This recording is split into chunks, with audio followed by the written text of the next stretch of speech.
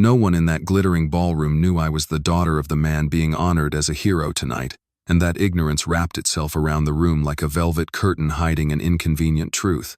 They stood and applauded him with the kind of reverence reserved for saints and presidents. "Gregory Hale," the MC declared, voice booming through the speakers. "The visionary architect who has reshaped our city. The philanthropist whose generosity has changed countless lives. The man whose legacy defines an era." The crowd rose to its feet. Crystal glasses clinked. Flashbulbs sparked along the edges of the stage. And all I could think was how easy it was to build monuments out of lies. I stood near one of the marble columns, partly in shadow. My fingers curled around a small ebony box I had carried across 2 states. The wood felt cold, heavy, almost like I was holding a sealed confession. The scent of expensive perfume mingled with roasted truffle, champagne bubbles, and the faint metallic chill of air conditioning pumped through a 5-star hotel ballroom. It was the smell of wealth performing its own importance. Lights cascaded through the chandelier above me, scattering gold across gowns worth more than some people's mortgages. But somehow, the light never touched me. If the room had a consciousness, it would have looked past me without a flicker of recognition, just like my family did 12 years ago. On stage, my father looked impeccable, tall, silver-haired, steady. The kind of man who graces magazine covers with captions about leadership and legacy. If I didn't really know him, I might have applauded too. The crowd drank him in like a patriotic anthem, and sitting in the front row, perfectly positioned for every photographer in the room, was Lydia, his wife, my stepmother, wearing a burgundy gown that shimmered every time she shifted her crossed legs. Her jewelry sparkled like small galaxies at her wrists and throat. Her smile was flawless, so was her lie. And on the other side of her, wearing a dress that caught every beam of light like a human chandelier, was Phoebe, Lydia's daughter, and the only child mentioned proudly in the event program as if I had never drawn a breath on this planet. Only child. That was the phrase that hit me like a blunt object. I heard it earlier from the master of ceremonies, Gregory Hale, joined tonight by his loving wife Lydia and their daughter Phoebe. Their daughter, singular, convenient, sanitized, marketable. The applause roared again. I felt nothing. Or maybe I felt everything at once. Rage, grief, numbness braided so tightly together I couldn't tell where one ended and the other began. A server passed by with a tray of champagne. He paused, misreading me for event staff. "Need anything?" he whispered. "No, thank you," I murmured, giving a polite smile. He walked away without a second glance. To him and to everyone else I was invisible. And maybe that was why it felt so powerful to be here. I lifted my champagne glass, letting the bubbles brush my lip, and watched my father's highlight reel play on the massive LED screen behind him. Bridges over the bay, skyscrapers piercing clouds, ribbon cuttings, charity events, awards, accolades. His life looked flawless, clean, curated. A man who had spent decades constructing more than buildings, he had constructed a reputation so untouchable that even God might hesitate to question it. And yet, I knew exactly where the cracks were. I knew because I fell through them at 18. I could still hear that night if I closed my eyes the slam of the heavy front door, my duffel bag slipping from my shoulder, Lydia's accusing voice echoing through the foyer, accusing me of stealing scholarship funds. I could still see my father's face contorted in disappointment as he believed her without hesitation. I could still feel the cold of the stone steps beneath me when they sent me into the night with nothing but a broken heart and a name that suddenly didn't belong to their family anymore. After that night, I became a ghost who learned to survive, a ghost who became a woman, a ghost who built a life in Portland far away from the marble floors and curated smiles of the Hale dynasty. And tonight, that ghost had walked back into the room alive, breathing, carrying evidence in a wooden box. "Elena?" a familiar voice murmured. I turned to see Lucas standing beside me, dressed in a gray suit, his tie loosened in that easy, quietly confident way he always wore it. His presence grounded me immediately. "You made it," I whispered. "Right on time," he said, eyes flicking briefly toward the stage. "Are you okay?" The question struck deeper than it should have. For a moment I watched my father speak about unity and bridging communities, and I wondered if he ever realized he burned the most important bridge in his own home. I let out a quiet laugh. "Isn't it ironic?" I murmured. "The man whose whole career revolves around building bridges is the same man who destroyed the one between him and his daughter." Lucas didn't laugh. He never laughed at pain. He studied me with that steady look of his. "Just remember," he said softly, "you're not here to rebuild that bridge. You're here to show everyone who really broke it." My grip tightened around the ebony box. Inside it lay files, documents, timestamps, everything Lydia never thought would resurface. Everything that proved she engineered the scandal that ruined my life. Everything my father ignored. "Is all of it ready?" I asked quietly. "Every file," Lucas confirmed. "They never updated the architecture you designed for their internal system when you interned there years ago. It's all still connected. If I trigger the access, the entire room will see the truth." "Funny," I whispered. "The girl they erased is the one who left the back door open." Lucas watched me carefully. "It has to be you, Elena. You have to be the one to step out there." I lifted my gaze to the stage again. My father blinked under the lights, his hand trembling slightly as he held a glass of water. That small tremor tugged at something inside me, not sympathy, not forgiveness, but recognition. He looked older than I remembered. Tired, frayed, human. Maybe guilt had weight after all. "There he is," I said softly. "The man who chose them over me." "Tonight," Lucas said, "you choose yourself." The MC stepped forward again. "Ladies and gentlemen," he announced, "please take your seats for the Hale family tribute video." The ballroom shifted. Chairs scraped lightly against the polished floor. Servers retreated to the edges. Conversations dropped to whispers. This was the moment. Lucas placed a hand on my arm. "It's time." I took one long breath, feeling 12 years of silence rise inside me like a tide. The 18-year-old girl who had been cast out still lived somewhere in my memory, clutching her backpack, begging her father to believe her. But the woman standing here now, the woman I had become, was done begging. She was done waiting. She was done being erased. The lights dimmed. The screen brightened. And before the first image could appear, before the narrative could be rewritten one more time without me, I stepped out from the shadows and onto the red-carpeted aisle leading toward the stage. A young event staffer moved toward me in alarm. "Ma'am, you're not authorized for this segment." I didn't stop walking. "Don't worry," I said calmly. "I belong here more than any of them." Her mouth opened, but the lights faded further, and the tribute music began to swell. My heartbeat didn't race. It steadied. I tightened my grip on the ebony box. Somewhere behind me, Lucas began the sequence on his phone, and I walked toward the place where my name had been scrubbed out, ready to carve it back into the story with my own hands. Tonight, the hero they were celebrating was about to be seen through an entirely different lens, and I was the one holding it. The moment my heel touched the carpeted aisle, a strange flicker of recognition moved through me, like stepping back into a house that once tried to swallow me whole. The ballroom felt smaller now, its opulent walls closing in as every step carried me deeper into a place I once called home, though it had never treated me like one. The tribute video had begun, soft piano music floating through the speakers, accompanied by slow-motion footage of my father holding blueprints in sunlit studios, shaking hands with city officials, and walking across bridges he designed as if he were Moses parting the waters. Gasps rose from the audience as his achievements glowed across the room in high definition, and for a moment, just the smallest moment, the little girl inside me wondered how different everything could have been if he had fought half as hard for me as he had fought for those structures of steel and concrete.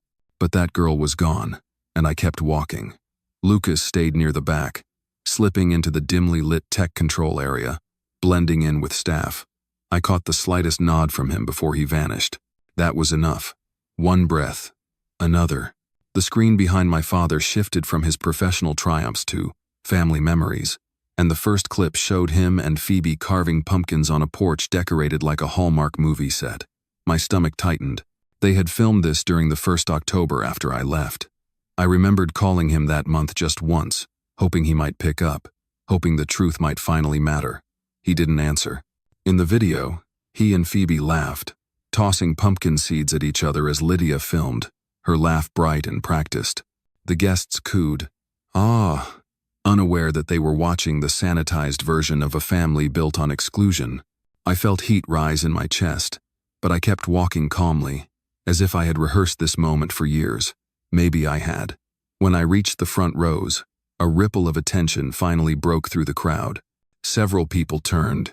Their expressions shifted from confusion to curiosity. Some even leaned in, recognizing the Hale features in my face, though they couldn't quite place me. Lydia's head snapped toward me first, her eyes narrowing the way they used to whenever she found something she couldn't control. She stiffened, nails digging into the velvet of her clutch. Phoebe gasped softly, her hand flying to her mouth as if she were seeing a ghost. Maybe she was. My father didn't notice me yet. His gaze was fixed on the tribute reel. The corners of his mouth curved up in a proud, modest smile. He had always been good at that expression, the humble genius, the visionary with a tender heart, the man who pretended not to crave praise even as he inhaled it like oxygen. When I reached the aisle beside their row, Lydia rose from her seat so abruptly the chair legs screeched across the marble floor. Several heads turned at the sound. "What do you think you're doing?"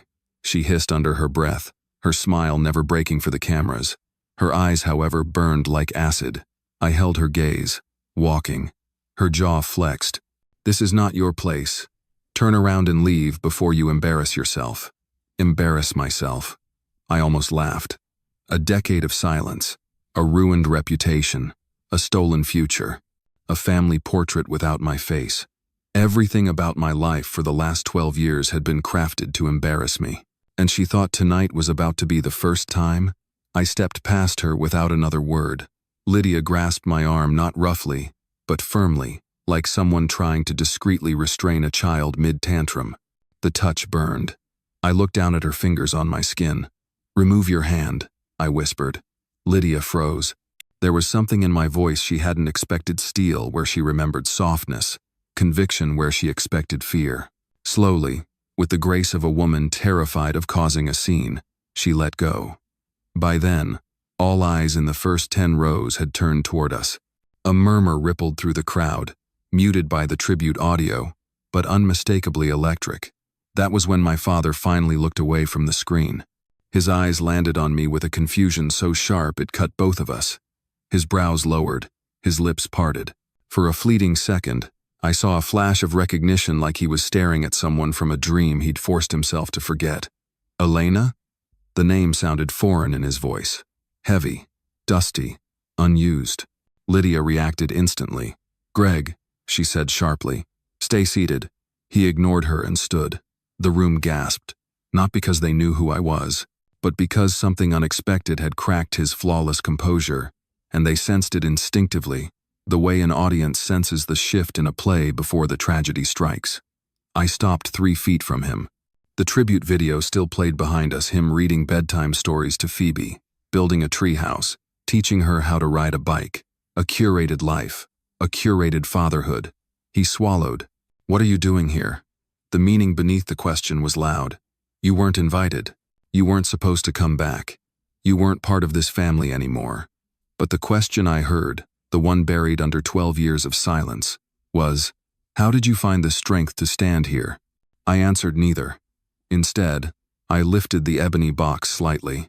"I came to return something that belongs to this family," I said softly, though the softness held an edge. The audience leaned in. Lydia's face drained of color. She took a step forward, lips trembling with fury. "Security," she hissed toward the back. "Now." But before anyone could move, Lucas acted. The tribute screen glitched. A faint, pixelated stutter. Then another. The piano music faltered like a skipping heartbeat. The guests looked up at the screen in confusion. My father looked between me and the display, his voice unsteady. "What's happening?" Lydia grabbed his arm. "Greg, don't." Too late. The tribute vanished, replaced by a blue desktop screen. A cursor blinked in the corner. Several guests gasped. More phones lifted. And then, in small white letters in the bottom right corner, "Remote access enabled." I didn't need to look back to know Lucas had done it. I kept my eyes on the stage, letting the ballroom drown in its own suspense.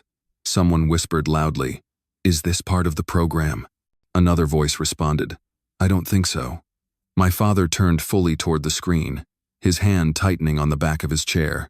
The cursor slid across the desktop with unsettling clarity. Click. A folder opened. Hale Internal Audits 2012. The air in the ballroom changed instantly. Like every molecule recognized the weight of the year on the screen. The year I was cast out. Lydia surged forward, panic tearing through the mask she wore so well. "Stop!" she shouted toward the tech booth. "Turn it off now." But her voice cracked not with authority but fear, real fear. A fear only the guilty understand. I stepped between her and the stage, keeping my voice low. "You always hated silence, Lydia. Tonight you can listen." Her face contorted, but she couldn't stop what came next. The first document opened. Financial ledgers, transaction logs, emails. The ballroom fell into a stunned hush so complete that even the projector hum felt deafening. A spotlight, searching for the intended speaker on the stage, landed on me instead. And suddenly, impossibly, I was no longer invisible. My father's voice trembled. "Elena, what did you do?" I looked at him, not the man on the magazine covers, not the philanthropist, but the father who had abandoned his daughter to protect a lie. "I didn't do anything," I said quietly. "I'm just returning the truth you misplaced 12 years ago." His face broke, cracks spreading across the mask he'd worn for a decade. And as the screen behind us displayed the first proof of Lydia's theft, the theft she blamed on me, the entire room exhaled in collective shock. And that was only the beginning. The truth was awake now, and there was no one left to put it back to sleep. For a heartbeat, for one impossible sliver of time, the entire ballroom felt suspended in air. 500 people frozen between the glamorous lie they had just applauded and the truth now flickering on the screen like a ghost clawing its way out of a grave. The financial ledger opened with a crisp digital snap. Rows of numbers, dates, account codes. To everyone else, it was just data. To me, it was the night my life ended. 2012. That year glared at me from the corner of the screen, the same way it glared at me from every closed door, every unanswered call, every story told in this city about the Hale family that omitted my name as if I were a rumor that never existed. My pulse thudded steady but low, too steady for what was happening. Maybe that was the part of me that had gone dead long ago, the part that refused to shake in front of the people who once mistook my silence for weakness. Lydia lunged toward the stage steps, but my father grabbed her wrist, not hard, but firm enough to stop her momentum. His voice was low and tight, as though something in him finally recognized that running from this moment was not an option. "Lydia, sit." She spun on him with disbelief. "You don't understand." "Sit," he repeated, this time with the authority that had built an empire. And for the first time I could remember, Lydia Saturday, the cursor moved again. Another click. Another file opening. This one was an email thread, and when I saw the subject line, the air left my lungs. Scholarship fund, transfer urgent. My father's face turned pale beneath the stage lights.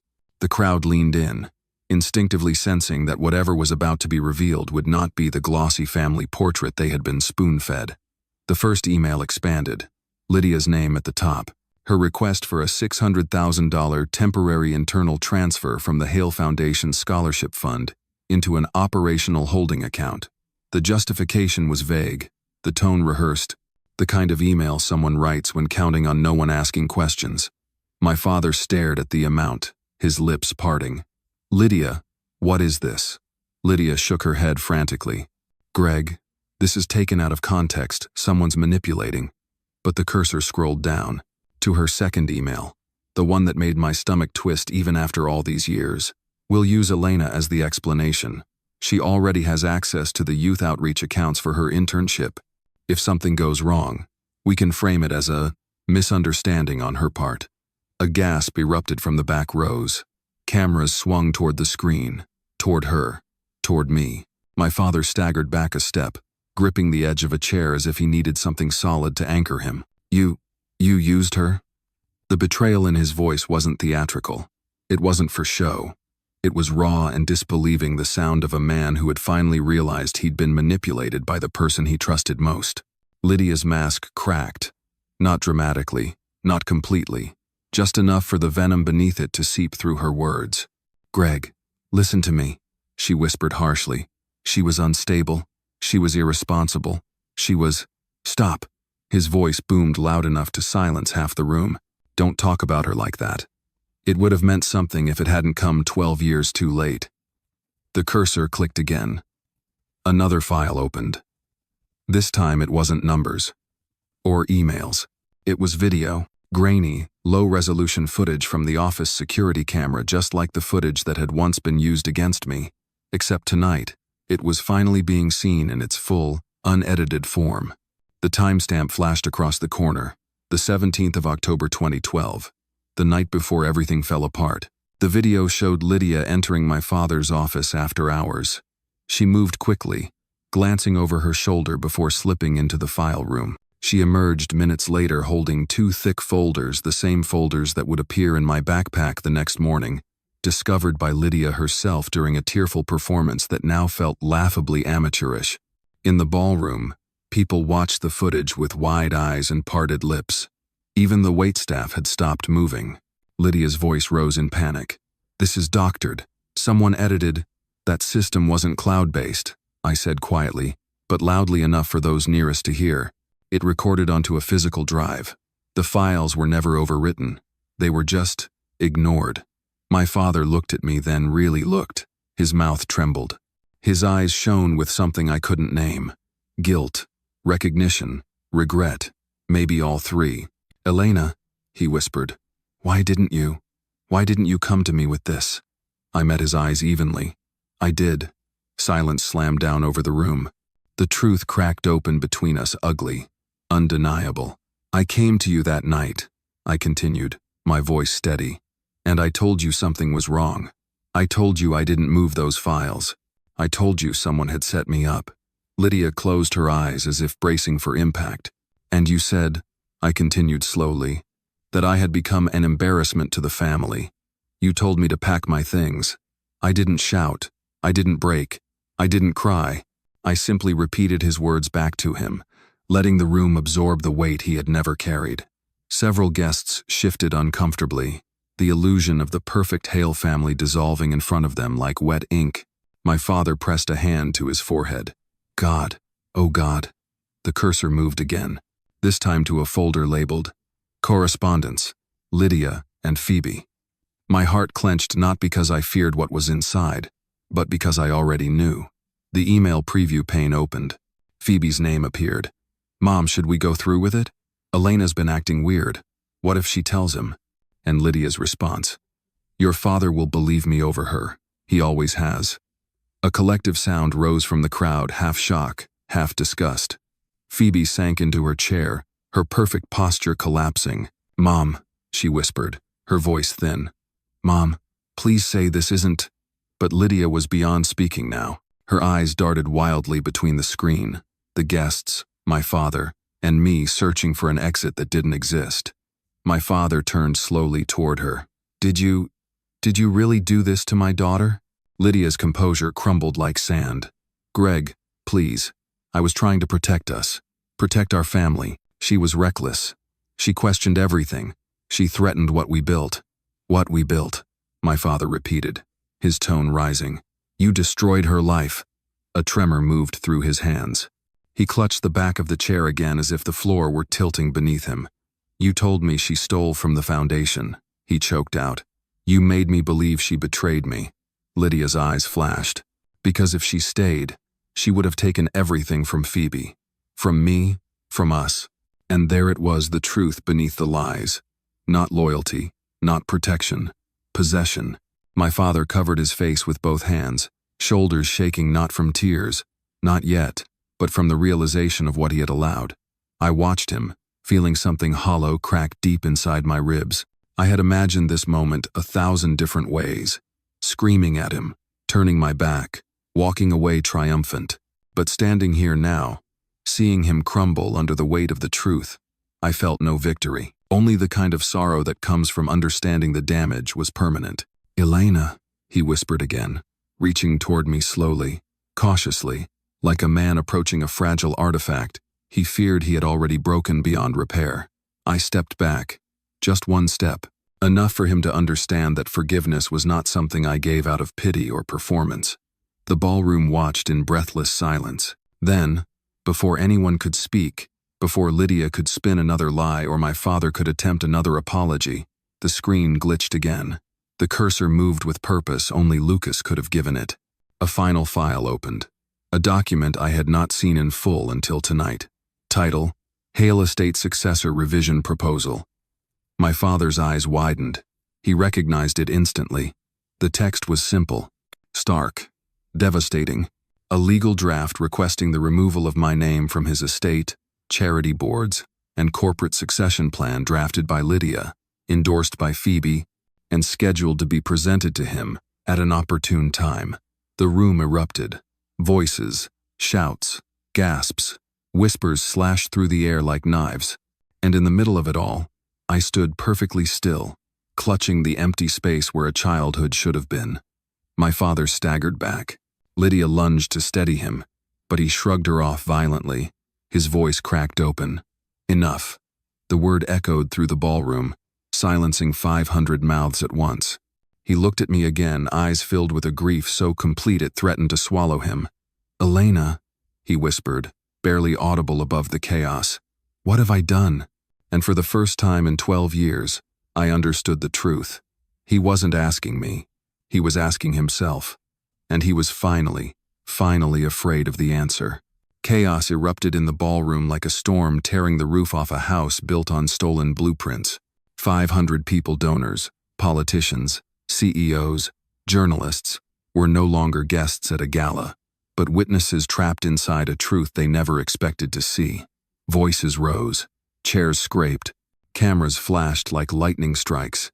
And yet, in the center of the hurricane, I felt strangely still, as if the eye of the storm had formed precisely where I stood. The document on the screen, my name erased from every legal and familial tie, hung in the air like smoke after an explosion. My father stared at it with a hollow expression, his entire body tilted backward, as though a force had struck him hard in the sternum.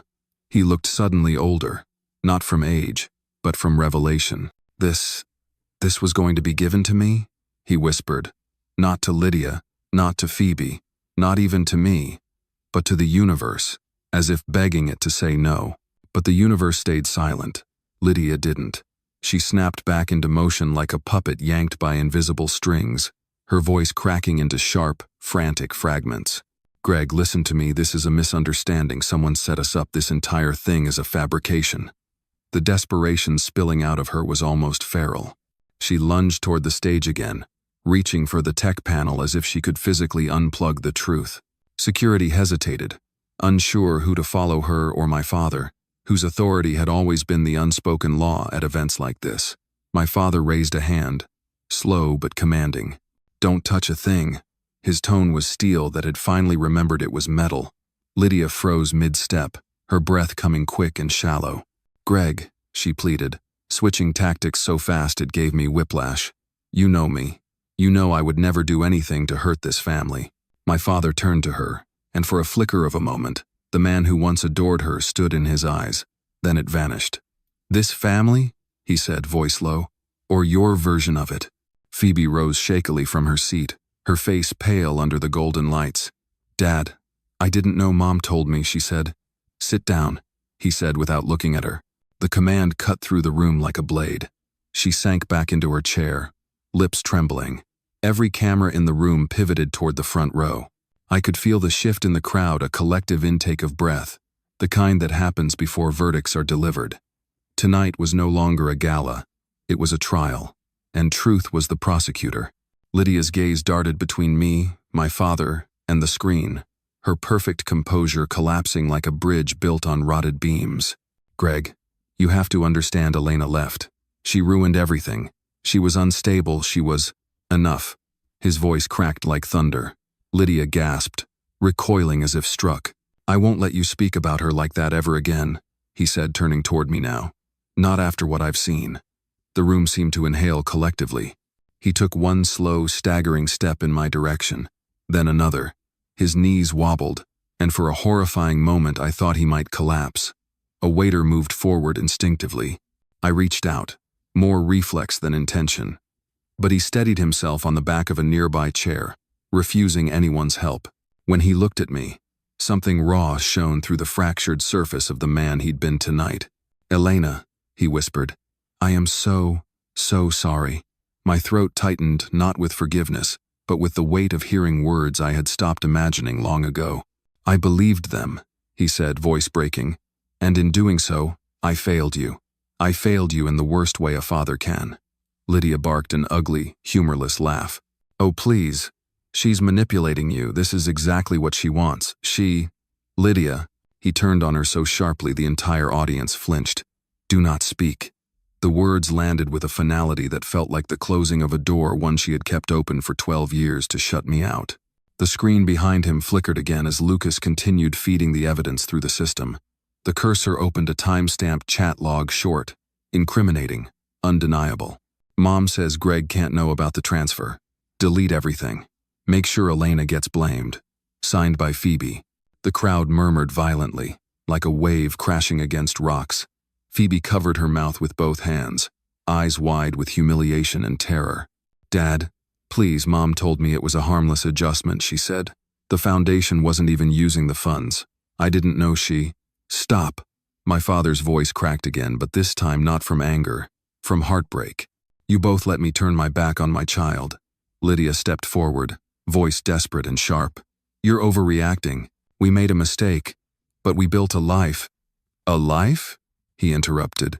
"You built it on lies, on deceit, on manipulating me into abandoning my own daughter." A stunned silence. For the first time in my life, my father was defending me in public. But it wasn't triumph, it was tragedy. My father slowly looked at me again, and I watched the realization sink into him: a decade of lost holidays, lost birthdays, lost chances, 12 years of silence that didn't have to exist, 12 years that could have been different if he had simply listened. "Elena," he said, voice rough, "I don't know how to fix any of this, but I want to try." The ballroom seemed to pause, the space between us thick with the weight of everything unsaid. Before I could respond, Lydia snapped. It was like watching a wire pop under pressure. "You want to try?" she shrieked, the practiced elegance gone, replaced by something sharp and feral. "After everything I've done for you? After I raised your daughter like she was my own?" "You didn't raise me," I said quietly. "You erased me." Her head whipped toward me. For a moment, the hatred in her eyes was so unfiltered the crowd recoiled. "You were nothing but a complication," she spat. "Just like your mother." Gasps burst across the ballroom. My father's face drained of blood. "Don't," he whispered, his voice trembling now with something close to fear. "Don't bring her into this." Lydia smiled a cold, triumphant smile, as if she had found her final weapon. "Your precious wife, your sainted Angela, she would be ashamed of the mess you turned her daughter into." The room went deathly still. My father's breath hitched. Pain old, unhealed, buried deep, washed over his features like a tidal wave. It was the cruelest thing Lydia had ever said, and that was saying something.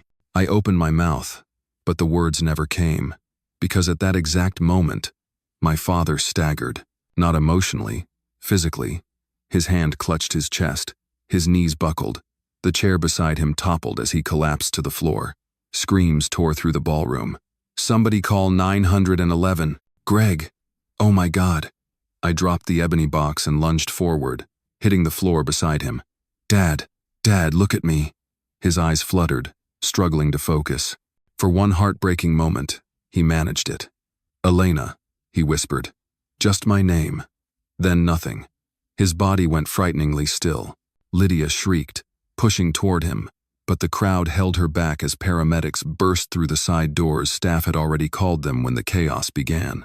They worked fast, checking his pulse, positioning defibrillator pads, shouting rapid medical jargon. I knelt frozen beside them, unable to move, unable to breathe. Someone touched my shoulder, Lucas, but his voice sounded far away. "Elena, they're taking him to the hospital. You need to go with them."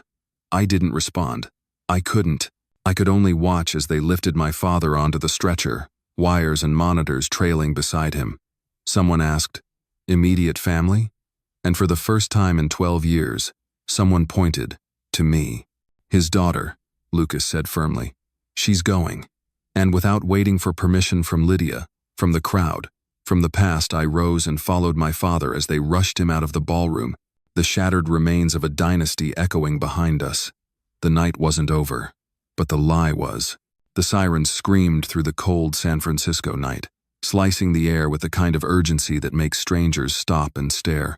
But all I could hear was the faint, uneven rasp of my father's breath as the paramedics worked over him in the ambulance. The city lights streaked past in fractured lines, white, red, gold reflecting off metal surfaces and glass panels inside the vehicle like a broken kaleidoscope. I sat wedged beside the stretcher, gripping the rail so tightly my knuckles blanched, afraid that if I loosened my hold even slightly, this moment the man might slip away entirely. His skin was gray, the color of wet cement. Sweat beaded at his hairline. Electrodes dotted his chest, monitors humming quietly, displaying numbers I didn't understand yet feared instinctively. The paramedic across from me kept his voice even.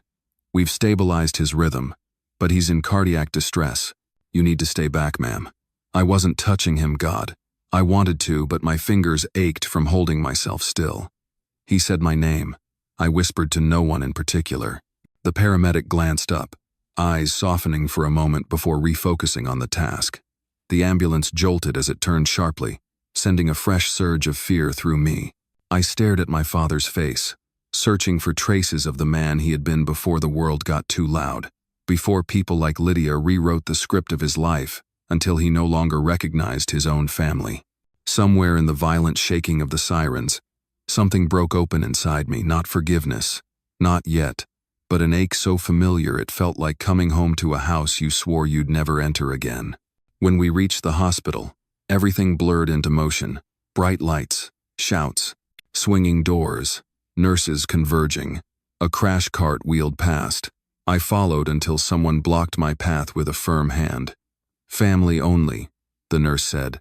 "I'm his daughter," I replied, the words tasting foreign and fragile on my tongue. For a second, she hesitated, maybe because I didn't look like I belonged to the curated Hale family she had seen in magazines, but then she nodded and let me pass. They took him to a treatment room, closing the glass doors as doctors crowded in. I stood outside, forehead resting against the cool glass, watching their silhouettes move like shadows behind a curtain of harsh white light. Lucas appeared beside me minutes later, breathing hard from running. "How is he?" he asked. "I don't know," I whispered. "They haven't told me anything yet." He placed a gentle hand on my back, not pushing, not pulling, just anchoring. "Elena," he murmured, "you did the right thing tonight. No matter how this ends, the truth needed to come out." I nodded, though my eyes stayed fixed on the room. The truth felt like an earthquake, necessary, cleansing, destructive. And now that the dust was settling, all I could see were the ruins and the man lying unconscious in the center of them. Eventually, a doctor stepped out, pulling down his mask. "He's stable for now," he said. My knees nearly buckled. But he suffered an acute cardiac episode. Emotional stress was a major trigger. "We've admitted him to the critical care unit for monitoring. He'll need rest, observation, and tests. He's asking for you." The world slowed. "For me?" "Yes. Are you up for that?" "Up for that." As if confronting a decade of damage was something you could train for or ease into like cold water. But I nodded. They led me to his room. Everything was quiet there, the kind of quiet that feels padded, sterile, humming with the low drone of machines measuring a life moment to moment. My father lay propped up slightly, an IV in his arm, oxygen prongs resting beneath his nose. He looked smaller than he ever had on a stage or in a magazine profile. Smaller, but strangely clearer, like someone stripped of every illusion he once wrapped himself in. His eyes opened when I stepped inside. "Elena," he breathed, the word fragile but certain. I moved to the chair beside him, sitting slowly, afraid to disturb the delicate balance in his chest. "I'm here," I said softly. "I'm not going anywhere." He swallowed, eyes glistening. I saw it all. Everything. I didn't want to believe it. I didn't answer at first, because what could I say that didn't sound like twisting the knife? After a long moment, he continued, voice cracking. "I failed you." My throat tightened. Seeing him like this, broken open, exposed, hurt in a way I wasn't prepared for. "Dad." "No," he whispered through trembling lips. "Let me say it. I need to say it before anything else happens." He closed his eyes briefly, steadying himself as if preparing to lift a weight he was never strong enough to lift before. I should have listened to you 12 years ago. I should have questioned Lydia. I should have looked at you, the girl I raised, and trusted you were telling me the truth. The memory of that night flickered behind my ribs like a flame, me standing at the door with evidence shaking in my hands, his face hardening as Lydia spun her story, his silence as she told him I was dangerous, unreliable, a liability.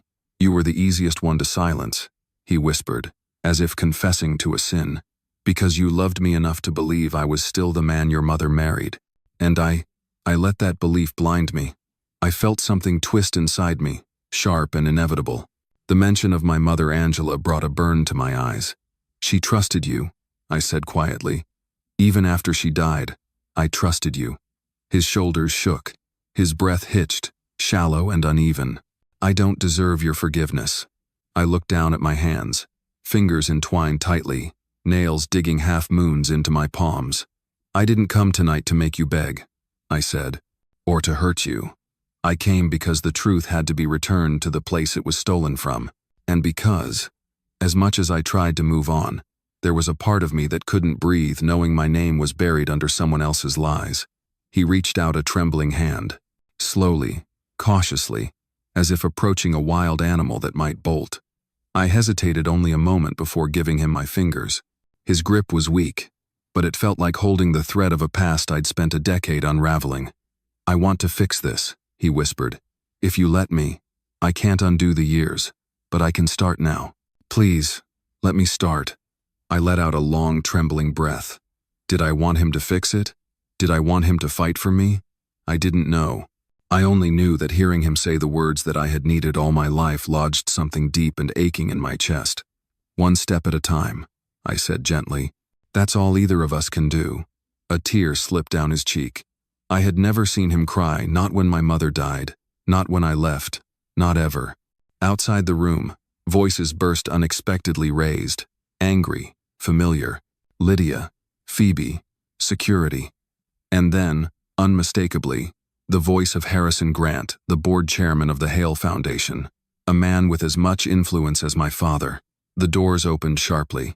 Harrison stepped inside, tall and rigid, his expression carved in stone. Lydia and Phoebe hovered behind him, disheveled, mascara running, still dressed for a gala that had transformed into a public implosion. Greg, Harrison said stiffly, we need to talk about what happened tonight. Not now, my father rasped. Yes, Harrison said, voice firm.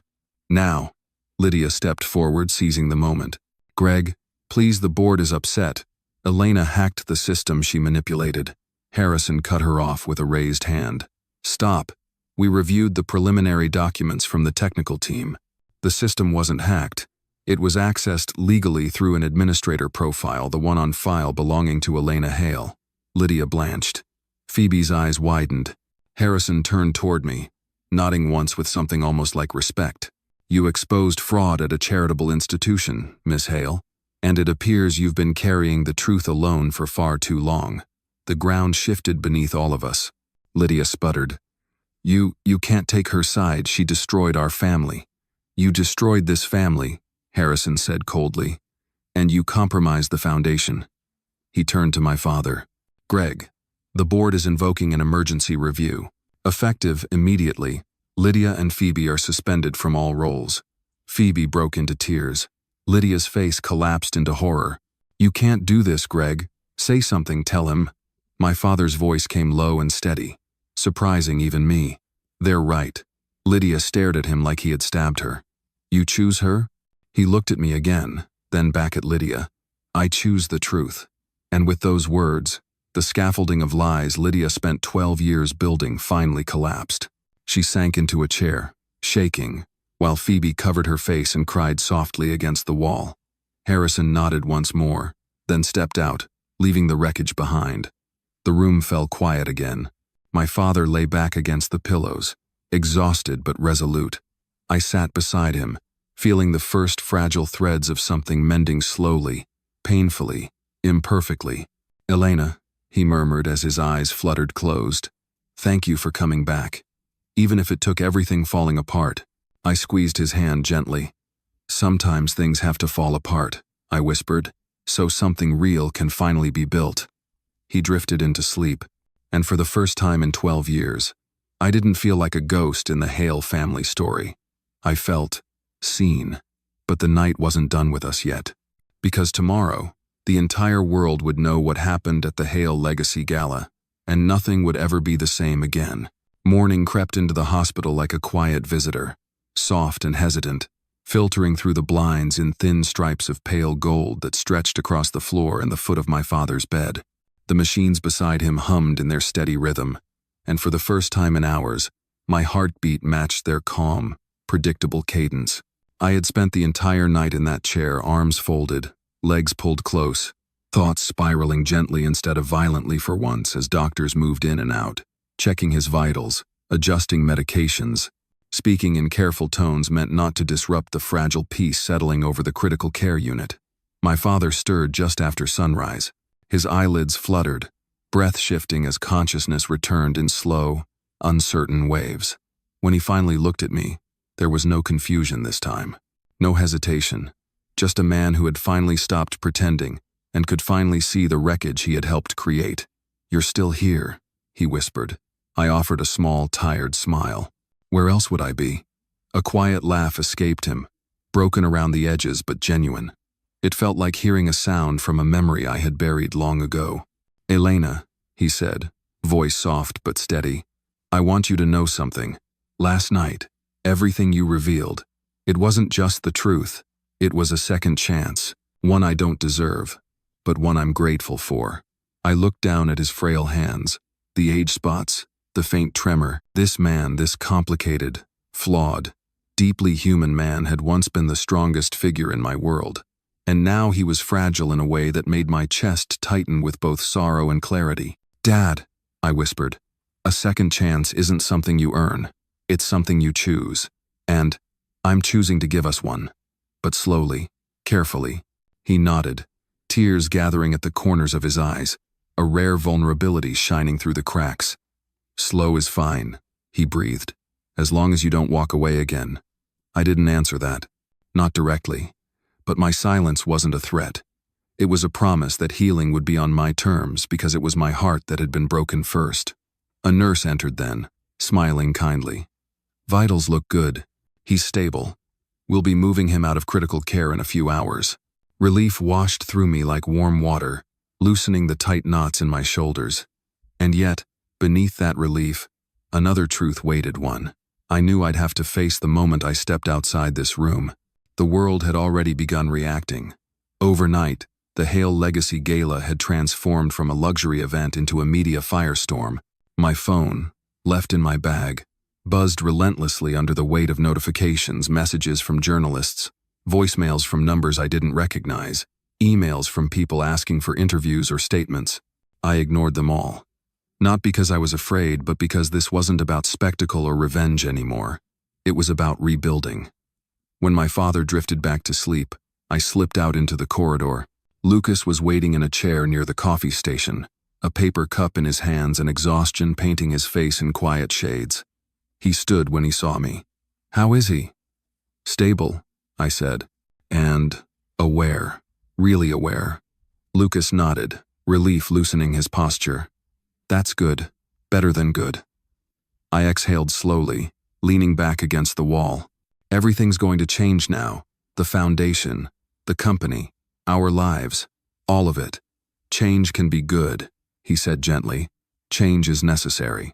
I watched him for a moment, the man who had stood beside me, not because he wanted something from me, but because he believed I deserved truth after so many years of lies. "Thank you," I murmured, "for last night, for all of it." His smile was soft, warm. "You don't have to thank me. You finally took back your story, Elena. You just needed someone to run the backstage controls." A laugh escaped me, small but real. "The Hale family is basically a smoking crater right now." "Maybe," he said, "but from craters come new foundations." He wasn't wrong. Later that morning, Harrison Grant visited the hospital.